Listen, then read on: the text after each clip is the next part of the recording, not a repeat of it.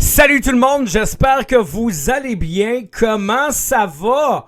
Bienvenue au 14e épisode de Libre Penseur, le podcast culturel. Comment allez-vous?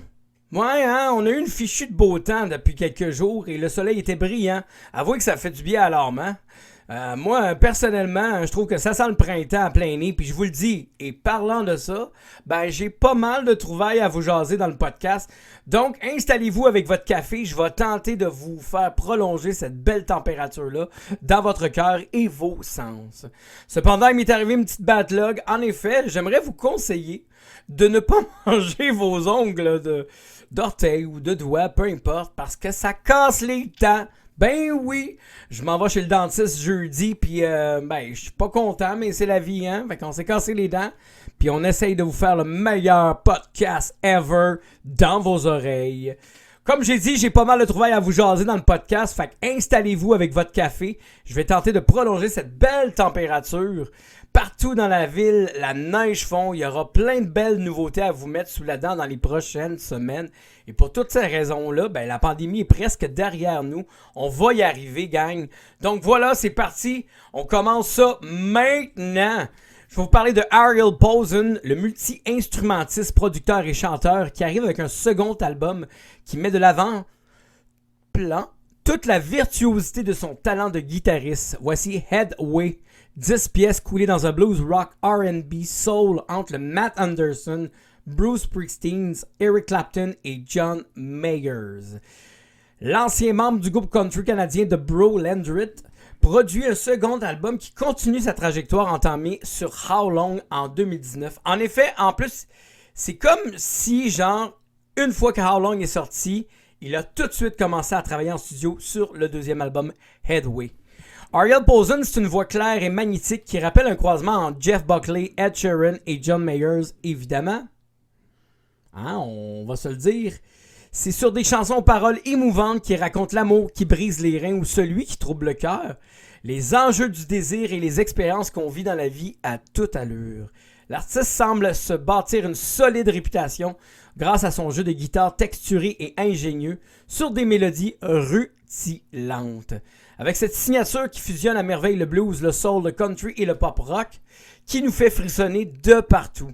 Appuyé par Julian Bradford à la basse, Gigi Johnson à la batterie et Alex Campbell au Wurlitzer, Ariel Posen se classe parmi les 10 meilleurs guitaristes en 2019 et ça s'entend tout le long de ce second album-là, qui confirme résolument son talent dès les premiers accords. Headway, c'est un album blues qui transpire les nuits de solitude à jouer de son instrument, comme on se joue des amours anonymes qui disparaissent quand l'aube pousse son cri. Mais surtout, une maîtrise phénoménale pour une musique euphorisante. Il y aura toujours un disque de blues ensorcelant qui arrive en surprise et qui nous plonge dans les montagnes russes de feeling indescriptibles. Le voilà! Sans aucun doute, dans la liste de mes albums de 2021 qui se trace lentement mais sûrement. En passant, vos road trips seront mémorables avec cet album-là. On peut presque sentir le vent caresser votre visage lors de l'écoute. C'est quoi mes chansons favorites? Mes chansons favorites, perdez, c'est Heart by Heart, Coming Back, Carry Me Home, Did You See It Coming? What Are We Doing Here? I'm Gone and Now I See. Et je donne un beau 10 sur 10 et c'est un de mes coups de cœur incroyables que j'adore ça. Je vais prendre une petite gorgée de café.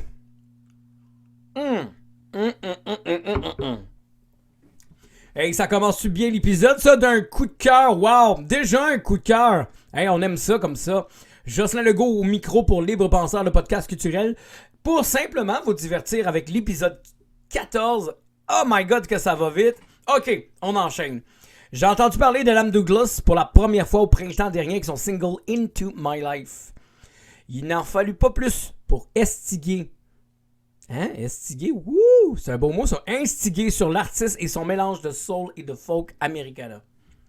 Depuis son déménagement en Norvège il y a près de 15 ans, il a été un grand gagnant d'une émission télévisée de talent intitulée Battle of the Stars. Il compte 2 albums à son actif, I May Never Learn en 2015 et The Beauty and the Brawn en 2018. Bon, Le chanteur-compositeur américain digne d'origine norvégienne, Adam Douglas, arrive aujourd'hui avec son 3e album. Voici Better Angel.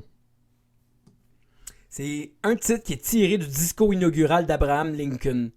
C'est 11 pièces faites de soul, R&B, folk, blues, americana, gospel et funk des années 80.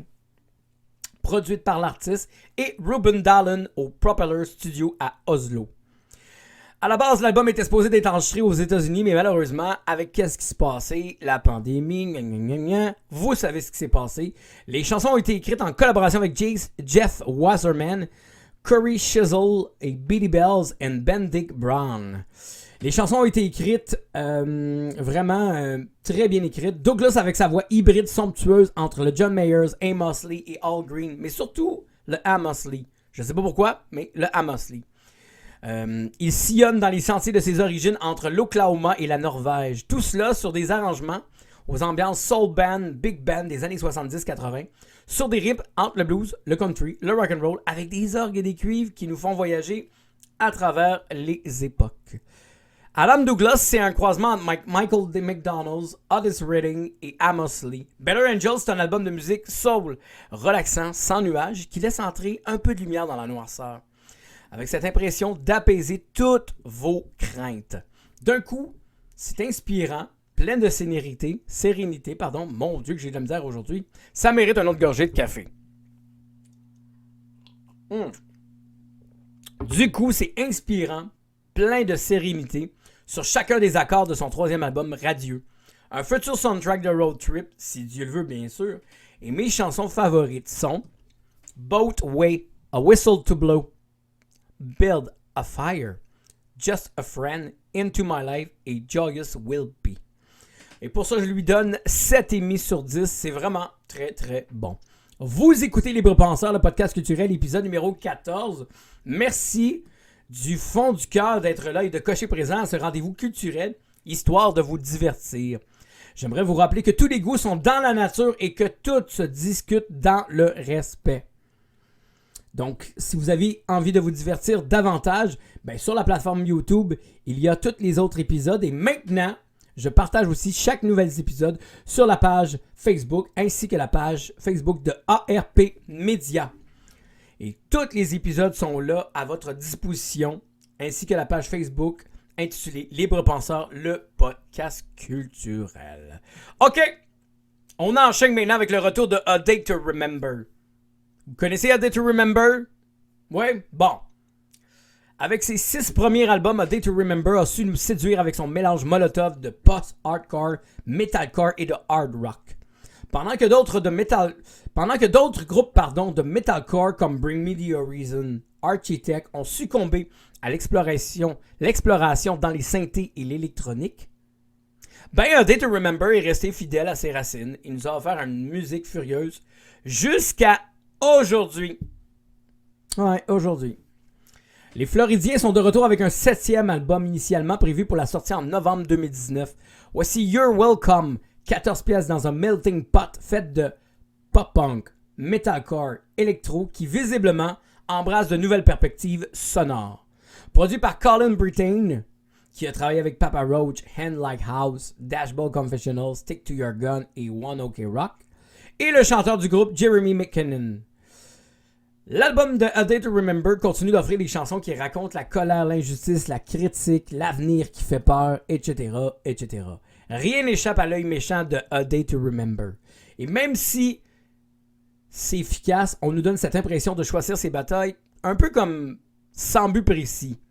Sinon, le but de provoquer notre sens critique. McKinnon perd même de son air de guerre dans la voix. Ouais, ça frôle l'interprétation lisse avec de l'autotune en plus. Et tout le monde sait comment j'adore l'autotune. Ouais, j'aime tellement ça, j'en bois.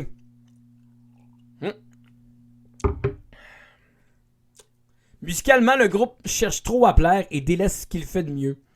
Sur chacune des pièces, l'écoute nous abrutit le cerveau et perd de sa puissance. C'est contraignant. C'est même pas des jokes. C'est un ratage plutôt qu'une réussite. You're Welcome, c'est un album insipide, maladroit et vraiment incroyablement trop bonbon sucré à mes oreilles. Les crocs sont devenus des dents molles. C'est pitoyable. Et trop, c'est comme pas assez. Des chansons favorites, Mind Reader, Brick Wall. Et je donne 2,5 sur 10. C'est rare que je fais des critiques trash, mais là, ça valait la peine, je pense.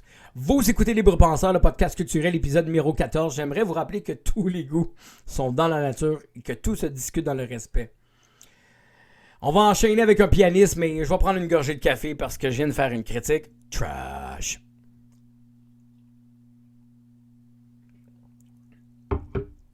On continue avec un pianiste. Après avoir lancé l'album Léonide l'automne dernier, le compositeur et pianiste Mathieu Bourret arrive avec un second EP d'une série de 4 pour un concept intriguant sur les saisons. Voici Taïga, 7 pièces faites d'un néoclassique enveloppant qui s'inspire de la saison de l'hiver et qui se veut, évidemment, pour certaines personnes, la saison des hibernations, des transitions de l'âme pour survivre à la solitude et le froid du temps. Sa musique est apaisante et ambiante, comme la douceur d'un vent de février embellifocoté de sa caresse. Je vais leur dire parce que je me suis quand même pété la gueule allègrement. Emberlificoté de sa caresse. Mathieu Bourret nous plonge à travers ses notes de piano dans les échos de sa tête et son cœur. Le musicien nous berce tout le long de l'écoute de ce second EP, qui n'a rien de froid, bien au contraire. Pour moi, Taïga, c'est doux et musicalement immense. Du frima scintillant. Pour une saison qui peut être pour certains une période dépressive. Mais grâce à l'artiste et à son toucher intellectuel, musical, tout ça, vous pouvez avoir le cœur léger et retrouver la beauté de cette saison magnifique dans cet album-là. Et je donne 9,5 sur 10. Mes chansons préférées sont Humani, Lanterne, Taïga, Casa Polaris et Blanc de mémoire. On va parler de cinéma! Ça vous tente-tu? On va parler de cinéma! Come on! Hein? Ça vous tente? Bon, c'est bon. On va parler de cinéma. Merci d'être à Libre Penseur, le podcast culturel. C'est incroyablement trippant d'être avec vous en ce moment. On va vous parler du fameux... Mon Dieu, hein? J'ai hâte de vous entendre réagir, mais on va le dire. On va vous parler de Un prince à New York 2. Vous vous rappelez? Coming to America? Qui est fait. On va parler de ça. Eh oui. Dernièrement, j'ai vu le film Prince à New York 2 sur Amazon Prime. Puis... c'est ça, et puis on va raconter un peu l'histoire. Alors qu'il est sur le point de devenir le nouveau roi de Zamunda parce que son papa est en train de mourir, le prince Hakim Joffer découvre qu'il a un fils, Lavelle, qui vit dans le Queen. Donc, honorant la dernière volonté de son papa, comme j'ai dit précédemment, Hakim décide de retourner aux États-Unis avec son fidèle acolyte Semi, le fameux Semi qui a le don de faire des gaffes. Hein? Bon, Coming to America, c'est un film américain réalisé par Crew Brewers. Il s'agit de la suite du film en 1988. Qu'est-ce que je pourrais dire de ce film-là? Ben moi, tout d'abord, je m'attendais à rien parce que souvent les suites, les sequels, si vous aimez mieux, il y a toujours des petites déceptions. Et comme de fait, un Prince à New York, pour moi, j'ai trouvé que c'était rigolo, mais pas au point de s'en péter la rate, mettons. J'ai été très content de retrouver les personnages. Tous les personnages, je dirais pas de divulgacheur, mais tout ce que je peux dire, c'est que on nous en met plein la vue avec des retours de personnages, des situations particulières. C'est sûr qu'il y a beaucoup de clichés. C'est un bon film en tant que tel, mais c'est pas mon gros coup de cœur de cette année. Mais quand même, pour tout ça, faites votre opinion vous-même. Il est sur Amazon Prime, c'est gratos si vous êtes membre. Donc, Un prince à New York, je l'ai trouvé tiède, décevant. Les costumes sont hallucinants, mais malheureusement, j'ai trouvé qu'il y avait des petites failles au niveau de l'évolution des personnages. Par contre, je peux dire que Eddie Murphy est excellent dans son rôle et surtout dans ses seconds rôles. On aime ça, retrouver des personnages. Ça fait du bien, mais j'ai entendu entre les branches qu'il va y avoir un troisième et je ne suis pas d'accord. Hein? Je suis pas d'accord, je vais le dire. Je suis pas OK avec ça. Hey! J'en veux pas tout de suite. Ça donne rien. Hein? Bon, pour vrai. Prends une petite gorgée de café. Maintenant, on va enchaîner avec mon autre suggestion. Une nouvelle série américaine qui s'appelle Superman and Lois.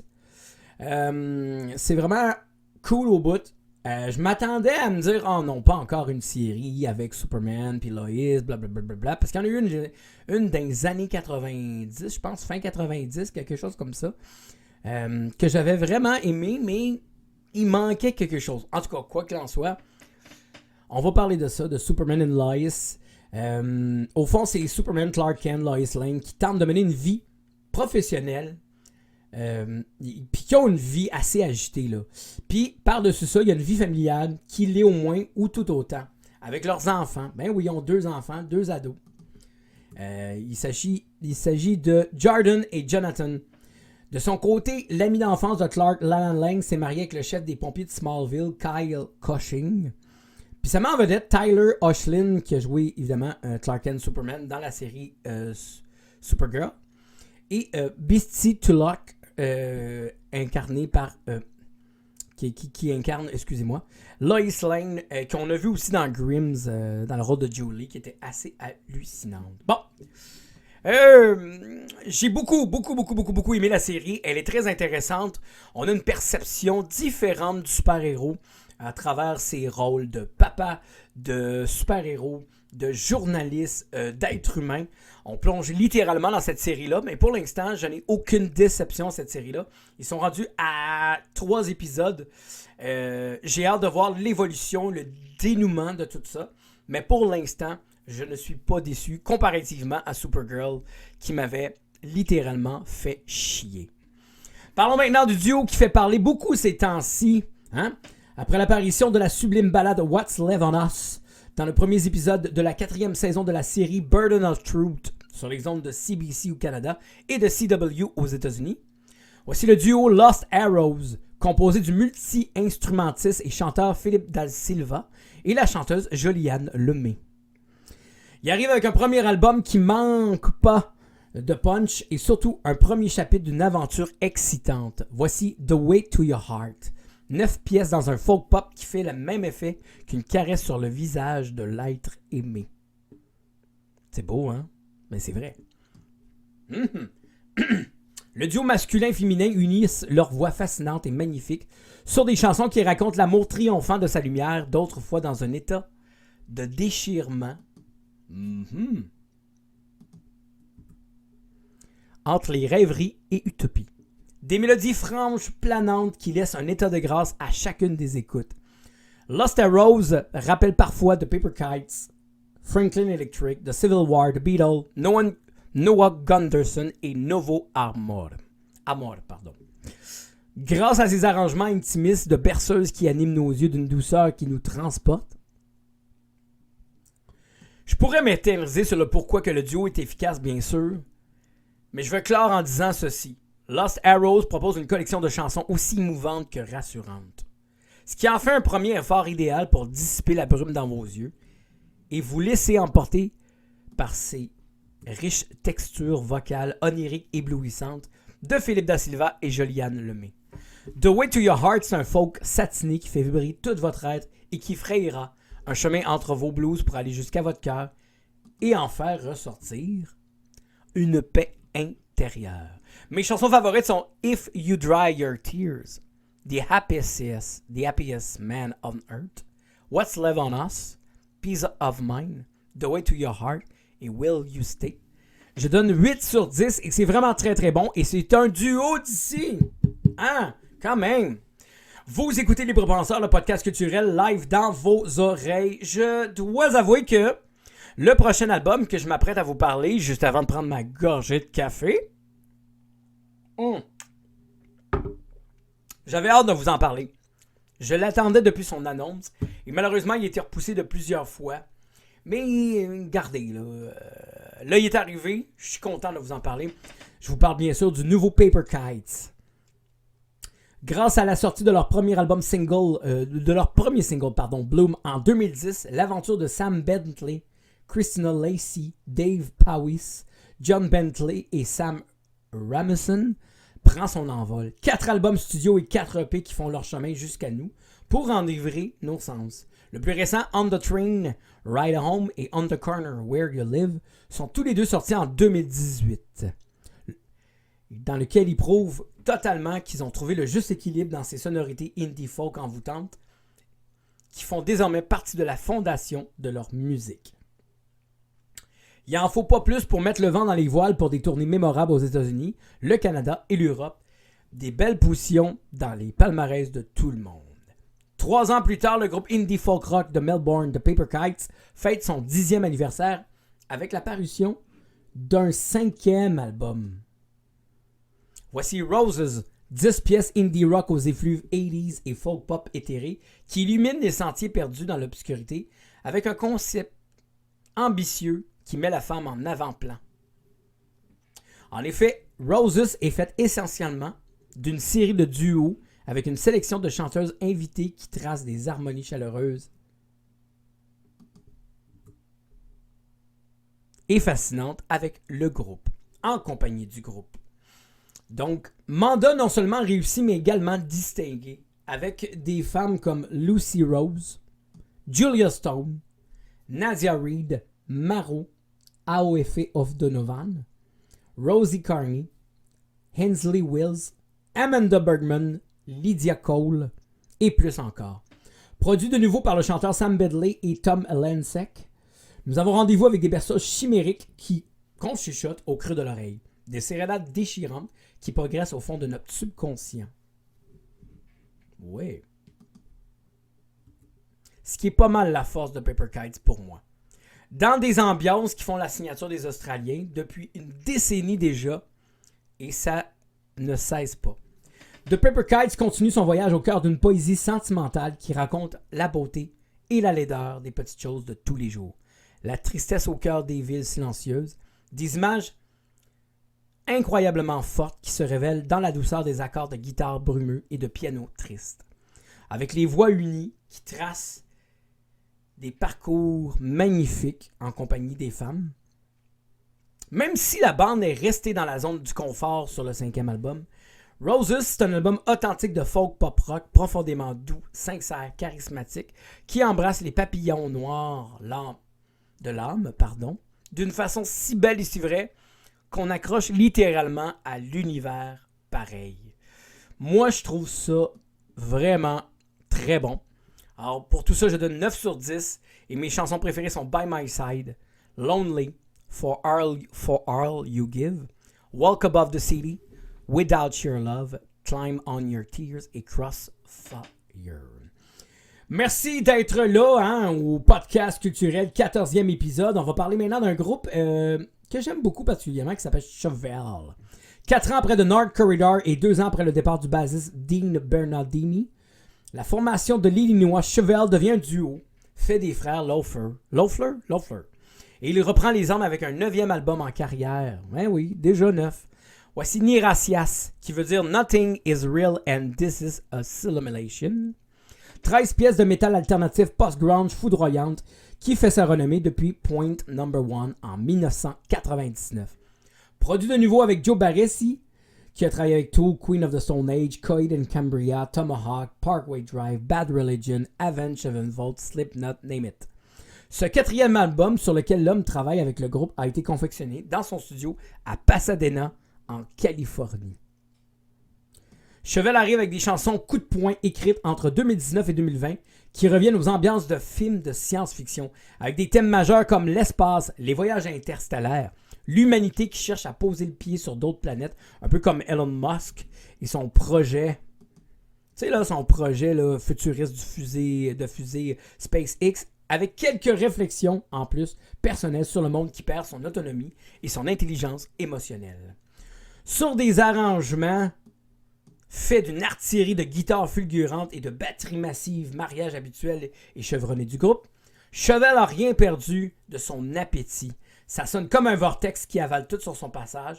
C'est une simulation mirobolante. On embarque littéralement. C'est vraiment là, pour moi, c'est du gros plaisir. Juste assez pour stimuler notre plaisir lors de l'écoute. Niracias, c'est un album de hard rock alternatif acrimonieux qui ne lésine pas dans les riffs sales et abrupts. Et comme j'ai dit, ça sonne comme un vortex qui avale tout sur son passage. Moi, j'adore ça. C'est une belle simulation mirobolante. Ça rentre au poste. Et pour tout ça, je lui donne Un beau 9 sur 10 et c'est tellement bon. Hey, merci d'avoir écouté le 14e épisode de Libre Penseur, le podcast culturel. N'oubliez pas qu'il y a la page Facebook, YouTube aussi, pour écouter les autres épisodes, la playlist sur Spotify avec des extraits des artistes dont je vous parle. Et on est aussi sur ARP à chaque jeudi ou vendredi. On se donne rendez-vous pour une 15e épisode. À bientôt!